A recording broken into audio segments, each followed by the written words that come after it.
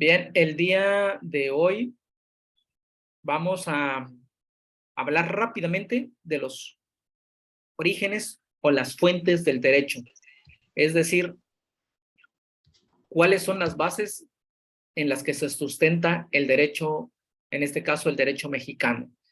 Las primeras fuentes las tenemos clasificadas como las fuentes históricas.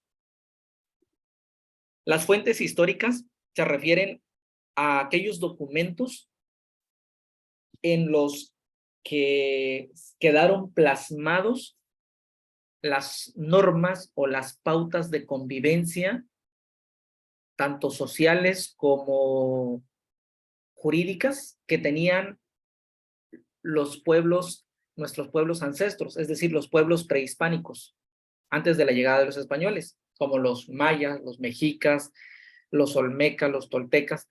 Algunos de esos registros se conservaron o quedaron, no del todo. Entonces, esos son las fuentes históricas y se encontraron algunos vestigios como en códices, en algunos relatos o testimonios que se vienen contando de generación en generación. Algunos otros testimonios o relatos, perdón, quedaron plasmados en algunas estelas, es decir, en algunas piedras. Todos esos corresponden a las fuentes históricas en las que nuestro derecho mexicano actualmente retoma algunos de esos puntos y los replantea y los adecua a nuestra realidad o a nuestro contexto actual. Eso es parte de lo que es la fuente histórica, pero las fuentes materiales o las fuentes, también se le llaman fuentes reales, son aquellos sucesos que dieron origen a movimientos sociales como la independencia de México o la Revolución Mexicana. Estoy poniendo esos ejemplos. La independencia de México, el movimiento que se gestó sirvió para transformar, modificar las formas de convivencia, la reglamentación que el Estado o el gobierno de la Nueva España implementó. Y como no funcionaba del todo bien para toda la ciudadanía, sino que privilegiaba a la clase alta, es decir, a los peninsulares, a los españoles y un poco a los criollos, y no así con los mestizos, indígenas y esclavos. Entonces, ese movimiento da como pauta a reformar algo, y ahí es donde surge lo que vamos a ver más adelantito, el primer esbozo de nuestra Constitución, que viene siendo la Constitución los sentimientos de la nación, que escribió José María Morelos y Pavón. Ahí se recopilan las bases de nuestro derecho, de nuestra Constitución, por decirlo así.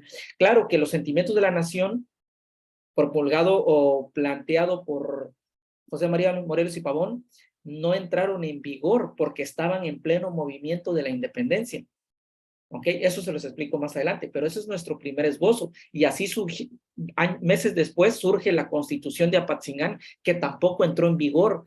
Pero, ¿de dónde salió el texto de la Constitución de Apatzingán? ¿De dónde surgió los sentimientos de la nación? Surgieron, por eso se llama sentimientos de la nación, porque eran los sentimientos que recogió José María Morelos y Pavón cuando estaban en la independencia. La gente lo que proclamaba, lo que querían ya la libertad, querían la independencia de los españoles, querían una América libre, querían que fueran todos iguales, que no hubiera esclavitud, que no hubiera clasismo o racismo, o se le llama también que no hubiera la forma de etnocentrismo, sino que una etnia no prevaleciera sobre las demás. Entonces, esas son las fuentes materiales o las fuentes reales que dan origen a transformaciones, que claro, que no se dio porque cuando ya llega la independencia, vuelven a quedar los criollos como presidentes y viene todo otro asunto más peor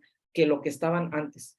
Entonces, y como siguió todo peor, 100 años después, más de 100 años después, surge el movimiento de la Revolución Mexicana, y la Revolución Mexicana da origen otra vez a replantear las constituciones que ya habían estado, la de 1824, la de 1836, la de 1857, y se replantean en el Congreso del Constituyente en Querétaro, se replantean todos esas leyes que habían estado gobernando al México, y bueno, y se crea una nueva constitución, que es la Constitución de 1917, que es la que tenemos hoy, y recoge ahí los sentimientos de toda la gente, y ahí es donde ya tenemos los derechos sociales, los derechos, derechos a la educación, derechos a trabajar, jornadas de 8 horas, con goce de sueldo, prestaciones de ley, con derecho a huelga, etcétera, etcétera. Pero ¿de dónde salió todo eso? Bueno, de las necesidades de la gente. A eso se le llaman las fuentes materiales, o fuentes materiales o fuentes reales. Entonces, nuestro derecho mexicano tiene su fundamento en las fuentes históricas, que son todos los vestigios que han quedado anteriormente de nuestros ancestros, y las fuentes materiales o reales, que son todos aquellos fenómenos sociales o movimientos sociales que dan origen a la transformación de algo que no está bien para que se transforme en algo mejor para la ciudadanía. Y por último tenemos las fuentes formales. Estas fuentes formales son las que nosotros vamos a encontrar en una biblioteca. Si tú, por ejemplo, vas a una biblioteca digital o a una biblioteca física, te vas a encontrar diccionarios jurídicos, enciclopedias de derecho, cientos o miles de diccionarios o de enciclopedias, libros que han escrito muchos juristas o muchos abogados, todos los libros, las tesis que se han escrito, las jurisprudencias, la Constitución misma, todos los códigos penales, los códigos civiles, todos los datos que están plasmados en textos son fuentes formales. Todo eso es la base del derecho jurídico mexicano. Esas son las fuentes del derecho.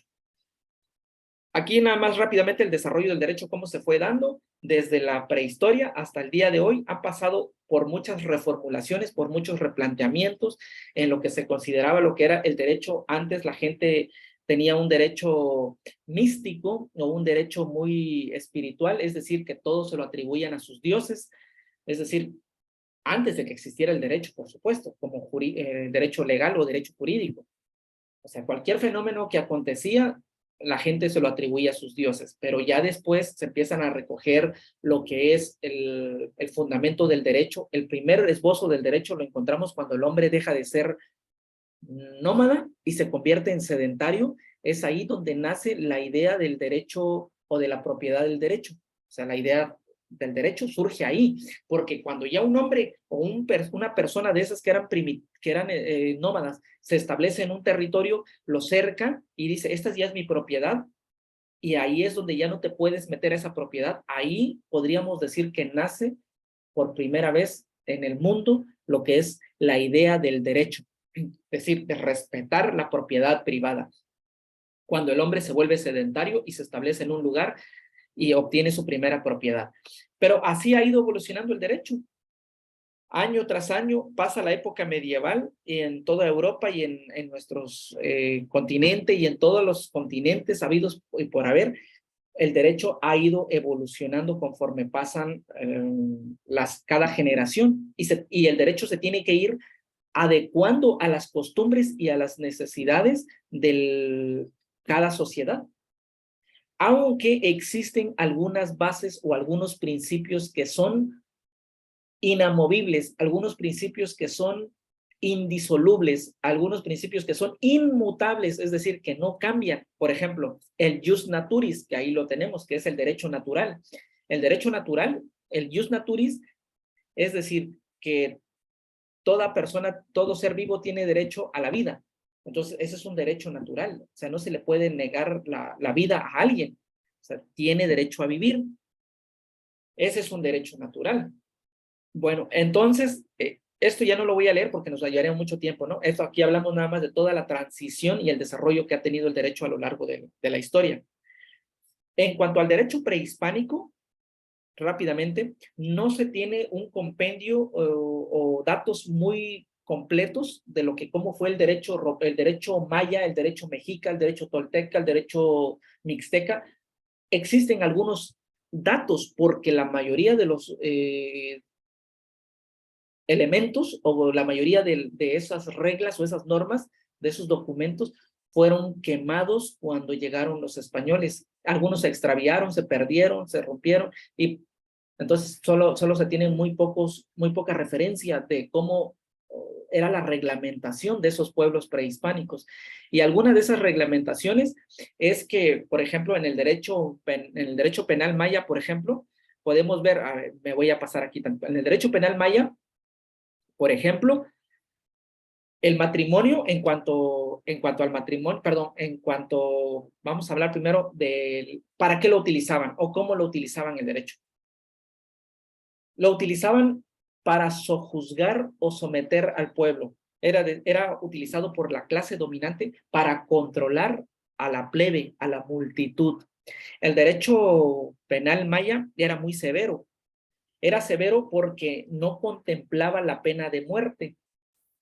Perdón, no contemplaba la pena de prisión, es decir, no había prisión. Alguna persona cometía un delito, no se iban a la cárcel o a la prisión. Las penas que tenían era la pena de muerte, la ley del talión, es decir, lo que le hizo esta persona, tenían que hacerle a esa persona para que se compensara. Ese era un derecho, se llama derecho retributivo, te retribuían de la misma manera. También contemplaban la esclavitud, y la esclavitud que era la más cruel porque esta era hereditaria. Es decir, si una familia, un padre o una mamá fueron esclavos, y la condena era que tenía que pasar a la siguiente generación, entonces la esclavitud la legaban ellos a sus hijos. Y si podía ser pena, la pena era tan grave, los hijos podían traspasar esa sanción o esa pena a sus otros hijos, es decir, a la tercera generación, a los nietos, o podría abarcar a otros familiares. Por eso la pena de esclavitud era la más severa para el derecho maya. Por eso era un derecho muy severo, porque no había prisión. O era muerte, o era la ley del talión, o era la esclavitud, e incluso también contemplaban el destierro, es decir, lo sacaban de la tribu o de la comunidad y lo desterraban para siempre. Era generacional, es decir, se heredaba o se legaba en ciertos casos, de lo que yo les decía. Por ejemplo, se podía legar las deudas, se podía legar la esclavitud. Y en el caso, por ejemplo, de la esposa, dice que no podía heredar bienes. La esposa no podía heredar bienes o propiedades del esposo o de su cónyuge. Solamente podía heredar las deudas de su esposo, como la esclavitud. En cuanto a los delitos, los mayas ya diferenciaban el delito doloso y el delito culposo. El delito doloso es aquel delito que se hace con intención, como dicen en el ámbito de la abogacía, con premeditación, alevosía y ventaja, es decir, que lo planeó, el sujeto planeó cómo asesinar a la otra persona. Ese delito que es doloso, que es con intención, que es con propósito, era de los más castigados por los mayas, pero también contemplaban el delito culposo, es decir, el delito que es por medio de un accidente que no fue planeado, que fue un daño colateral, que no estaba contemplado lastimar a un tercero, ¿no? Entonces ya los mayas contemplaban esos dos tipos de delitos que hoy también son vigentes en el derecho mexicano, es decir, delito doloso y el culposo. Y también en cuanto al derecho penal de los mayas, utilizaban medidas correctivas, es decir, el escarmiento en plena plaza pública como una medida de corrección a las personas que estaban actuando mal, es decir, los exponían. Si encontraban a alguien, por ejemplo, cometiendo alguna falta a la ley, ya sea moral o social o jurídica, lo exponían en la plaza pública, le ponían algún escarmiento, como por ejemplo le podían picar la lengua con hojas, a ver, se llaman, con las hojas de maguey. Entonces o algunas otras reprimendas de tal manera que el joven o el niño pudiera corregir su comportamiento, su conducta. En ese sentido, el derecho penal era muy severo para los mayas. En el caso del matrimonio, en cuanto al matrimonio, por ejemplo, a ver, déjenme ver. En cuanto al matrimonio, tenemos que era preparado por personas especialistas, casamenteras, es decir, personas que se dedicaban exclusivamente a cómo preparar esas ceremonias, que podían ser ciertas personas ajenas a la pareja que se iba a casar, o bien familiares mismos de la pareja eran quienes preparaban ese tipo de ceremonia, y los familiares, en cuanto al matrimonio, también incluso para celebrar el acuerdo, también bebían una bebida que se llama balché, y eso lo tomaban, era como una bebida de aguardiente, celebrando el contrato, ¿no? Ya sea de un matrimonio, de una compraventa de alguna propiedad, tenían que beber y darse la mano, ¿no? Para sellar el contrato, formalizar el contrato. Sí. En el caso del repudio, que ustedes ven ahí el concepto, dice que el novio pagaba una dote por la novia, es decir, el novio tenía que trabajar cierto tiempo a la familia de la novia, con el papá de la novia, tenía que trabajarle la tierra, no sé, podría ser 3 años, 5 años, 7 años, y terminando de pagar esa dote o ese trabajo, entonces ya se le entregaba a la chica o la mujer al muchacho que había trabajado, que había pagado la dote. Y eso no solo se hacía aquí en América, también en Europa, en Israel, por ejemplo, en Palestina, se acostumbraba hace miles de años, antes de Cristo, por ejemplo, se acostumbraba a pagar la dote, ya sean 7 años o dependiendo de lo que establecía la comunidad, por darle o entregarle a su hija.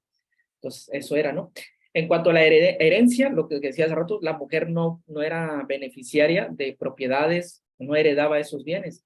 Lo que sí podía heredar de su esposo eran deudas o esclavitud. En el derecho penal maya estaba prohibido la usura, es decir, que estaba prohibido dar dinero prestado y cobrar intereses o rédito, como lo conocen algunos. Eso estaba prohibido, cosa que hasta la fecha se sigue haciendo en muchas partes de México, en comunidades, en pueblos y en ciudades. Hay personas prestamistas que dan dinero a ciertas personas y les cobran interés. Y eso está prohibido porque como es un dinero que no se está declarando ante Hacienda, pues entonces mucha gente se está enriqueciendo de manera ilícita. Entonces, ya los mayas contemplaban como una pena, como una sanción a la persona que practicara la usura. Bueno, en general, eso es todo lo que corresponde al derecho prehispánico, ¿no? Bueno, voy a preguntarles aquí, hasta aquí voy a hacer un alto, si tienen alguna duda, algún comentario, lo pueden hacer. Y si no, voy a seguir con otra presentación. Así que permítanme tantito, voy a cambiar la presentación. Mientras me pueden escribir su comentario, si es que lo tienen. En cuanto a lo de la Constitución, que es a la unidad 2, si se dan cuenta aquí en la ilustración están numeradas del 1 al 12. La Constitución de Cádiz. ¿Qué fue la Constitución de Cádiz? Fue un documento que se elaboró en España en 1812, en la ciudad de Cádiz, España, cuando aquí estaban en plena guerra en la independencia de México. La independencia de México empezó en 1810. 1812, ya 2 años de guerra aquí en México, es el asesinato de Miguel Hidalgo y Costilla, de Ignacio Allende, de Juan Aldama. 1812 termina la primera fase de la independencia de México. Ese mismo año, 1812, se celebra en España la Constitución de Cádiz. Ahora, ¿por qué crearon una Constitución de Cádiz en España? Porque el rey Fernando VII, el rey de España, estaba preso en Francia. No sé si se sabe en la historia, pero bueno, Napoleón Bonaparte captura a Fernando VII y se lo lleva de prisionero a Francia, y en España Napoleón Bonaparte pone a su hermano José Bonaparte como rey de España. Entonces un francés estaba gobernando a los españoles. Entonces, desde 1810, que por eso fue el movimiento de la independencia, jóvenes. México en 1810 no se quería la Nueva España no se quería independizar de España. Hicieron el movimiento de la independencia. Miguel Hidalgo y Costilla hizo el movimiento de la independencia junto con Allende y Aldama y muchas otras personas más, y doña Josefa Ortiz de Domínguez, etcétera.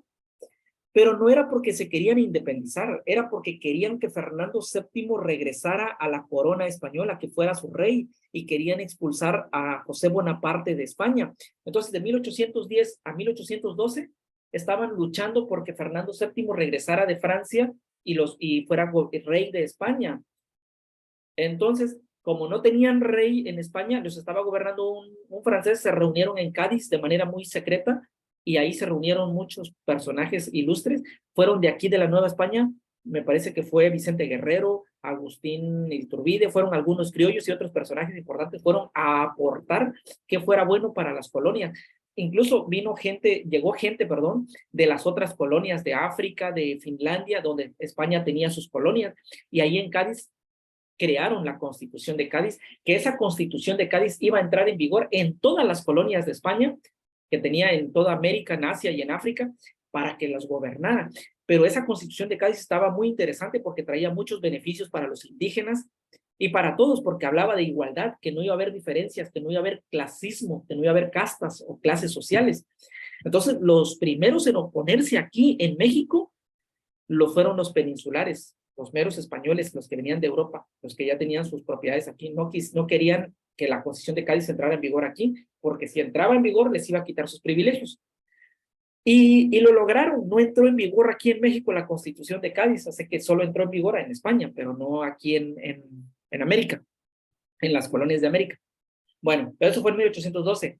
Los sentimientos de la nación, le comentaba que fue como escrito en 1813, 14, por ahí aproximadamente, por José María Morelos y Pavón. Y ahí eran como 13 artículos.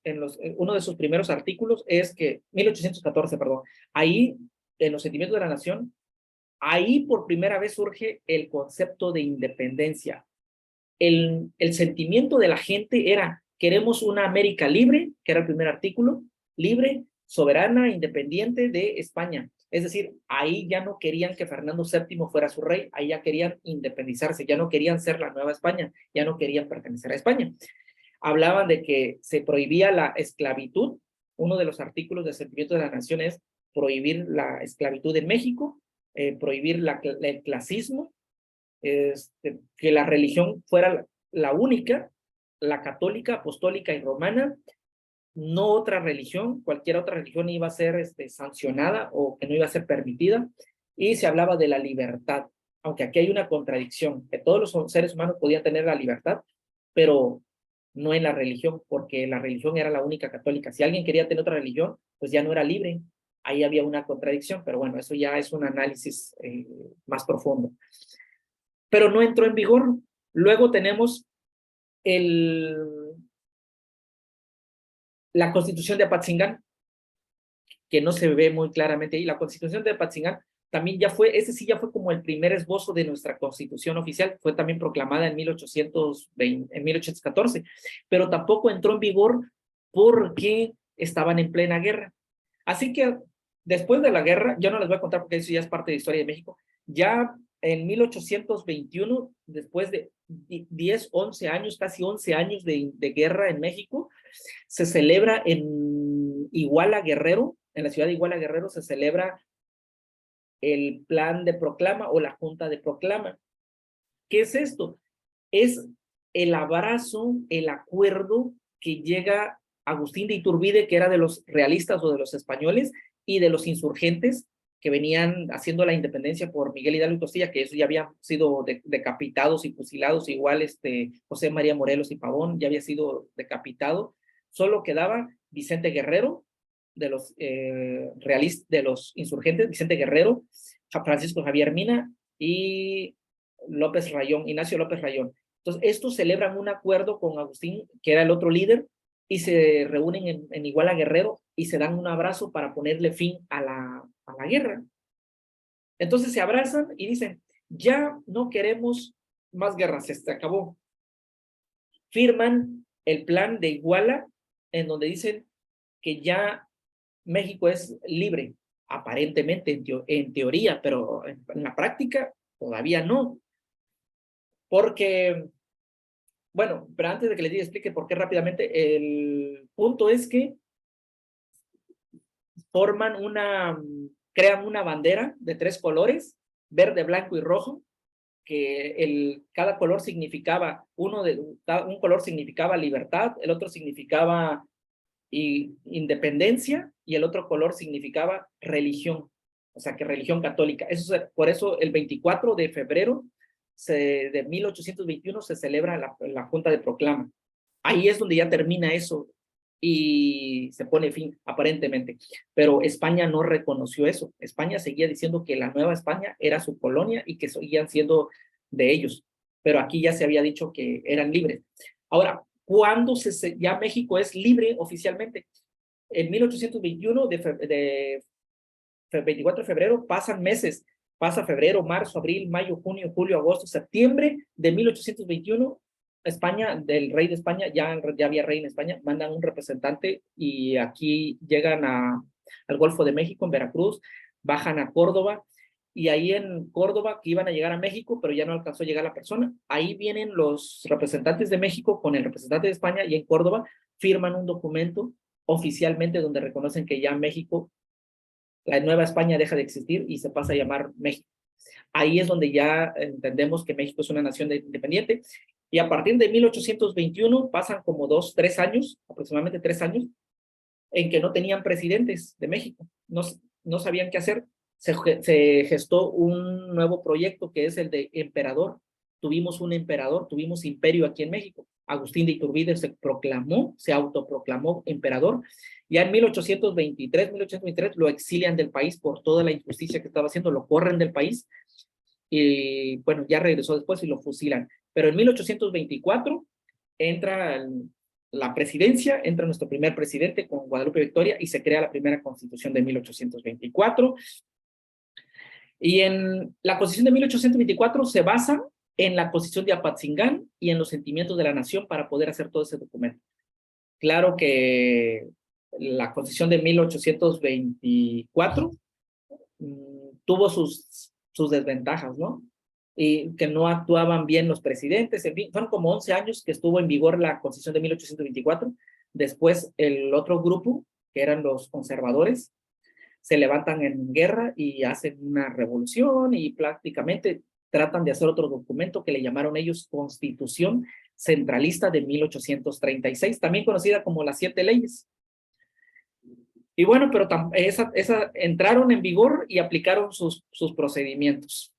Ahí dentro de la Constitución de 1836, aparentemente, se crearon otras bases orgánicas que también tienen mucho de qué hablar, más tarde se las comento, y posteriormente se crea la Constitución de 1857. Me voy a pasar a la siguiente para explicarles rápidamente el tiempo que me resta, que eran esto de la Constitución de 1824 y la de 1836. Ven,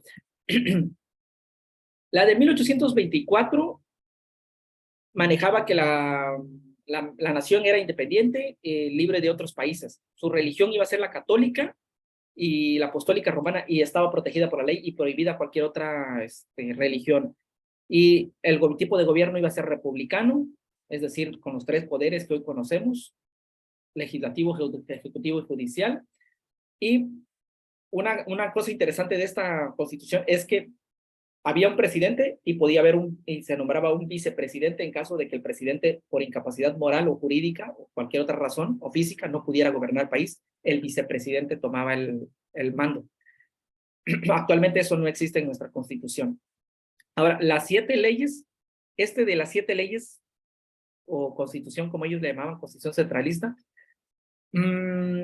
fue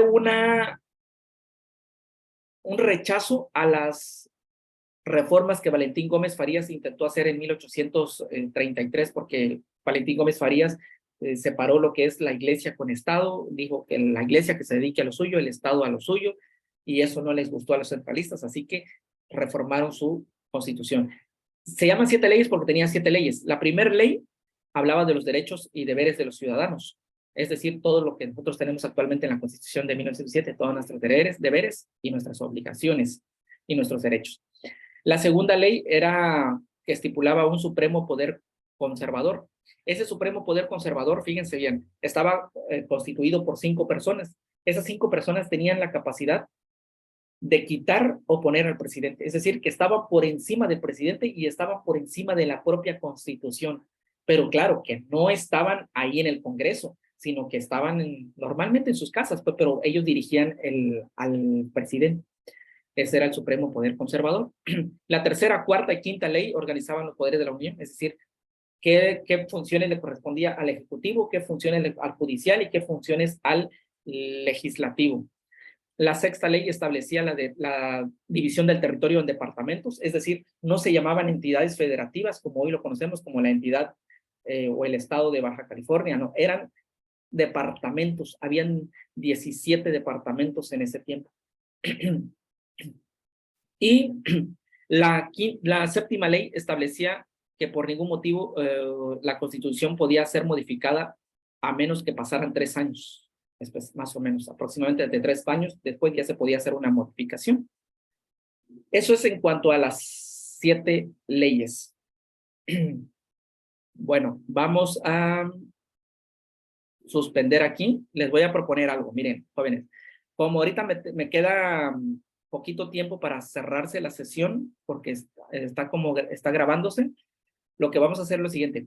Les pido de favor que se conecten o se reconecten con el mismo link para terminar esta diapositiva, es que la voy a hacer más rápida, y con eso avanzamos para que ya ustedes tengan la información de la unidad 2 y de la unidad 3. ¿Les parece bien? Contéstenme aquí en el chat si les parece bien, por favor. Sale pues. Sí, sale pues. Entonces, cierro la sesión y nos volvemos a conectar ahorita en unos 10, 15 segundos. De antemano, gracias. Ahorita nos vemos entonces.